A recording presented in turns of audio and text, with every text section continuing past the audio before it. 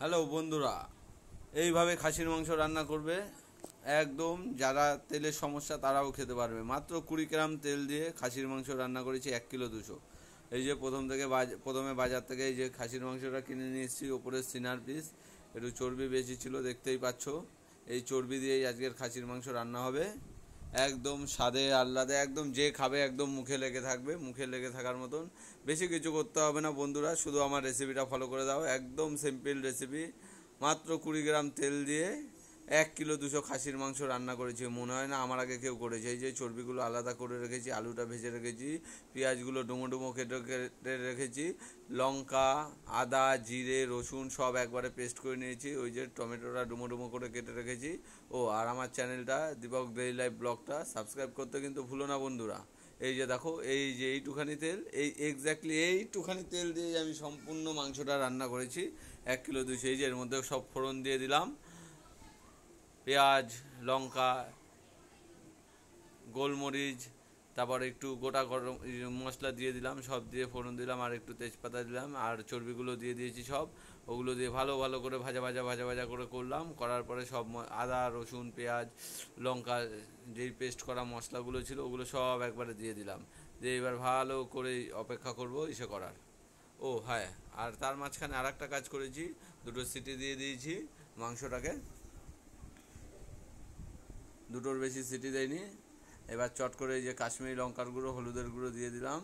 দিয়ে এইবার ভালো মশলাটার মধ্যে দিয়ে এইবার হালকা করে ভালো করে কষিয়ে নেব। দেখতে পাচ্ছ কীরকম সুন্দর কালার চলে এসছে। আহ, একদম দেখেই জিভে জল চলে এসছে। কালারটা, চর্বিগুলো দেখেছো তাকিয়ে রয়েছে। এইভাবে গরম গরম রান্না করে সার্ভ করবেন। বললাম তো কোনো কথা হবে না। এই যে মাংসগুলো দুটো সিটি দিয়ে রেখে দিয়েছিলাম। মাংসগুলো এখন এই দিয়ে দেবো, এর মধ্যে মটনগুলো সব দিয়ে দেবো। বললাম তো এইভাবে খেলে কোনো কথা হবে না, এর কোনো তেল নেই। তারপরে ওই চর্বির যা তেল আছে তেল শোপ করবে, এই জন্যই আমি তেলটা কম দিয়েছি, একদম সামান্য। মনে হয় না এরকম কম তেল দিয়ে দুনিয়াতে আর কেউ রান্না করতে পারবে।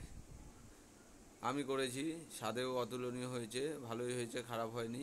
সবাই খেয়ে বলেছে, এটা আমার কথা না। সত্যি কথা বলতে আমি নিজে রান্না করলে নিজেই ভাগে পাই না মাংস। সে আমি 1 কিলো আনি আর 2 কিলো আনি, কেন যাই না, এটা হয়ে যায়। যে সব মাংসগুলো তুলে দিলাম টাকাটাক টাকাটাক টাকাটাক টাকাটাক টাকাটাক করে।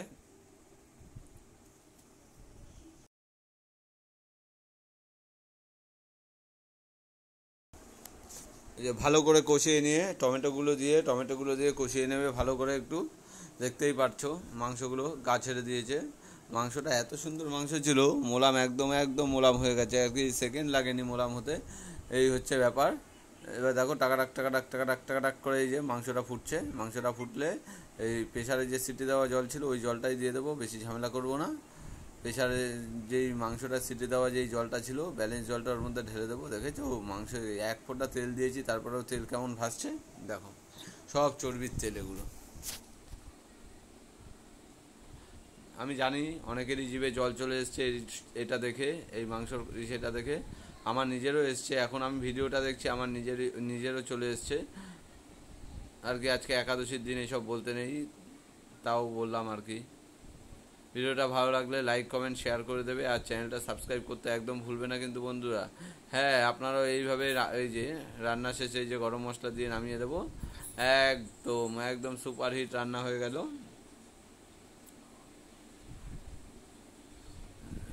দেখেছো, একটু ঝোল ঝোল রেখেছি। ঝোল ঝোল রাখার কারণ হচ্ছে রাত্রিবেলায় গরম গরম মাংস ভাত, একদম বাসমতি চালের ভাত আর মাংস, আর কিছু হয়নি মেনুতে।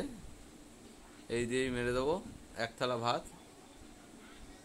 এই যে দেখো, এই যে ভাত নিয়ে নিয়েছি, এই যে চালগুলো দেখেছো, একদম 100 টাকা কিলো চাল। ভিডিওটা ভালো লাগলে লাইক কমেন্ট শেয়ার করো। আর মাংসটা একদম তুলতুল তুলতুল করছে, দেখেই বুঝতে পারছো। ভিডিওটা ভালো লাগলে লাইক কমেন্ট শেয়ার করে দিও, চ্যানেলটা সাবস্ক্রাইব করে দিও। আর একটা ভিডিও নিয়ে আসছি, টাটা।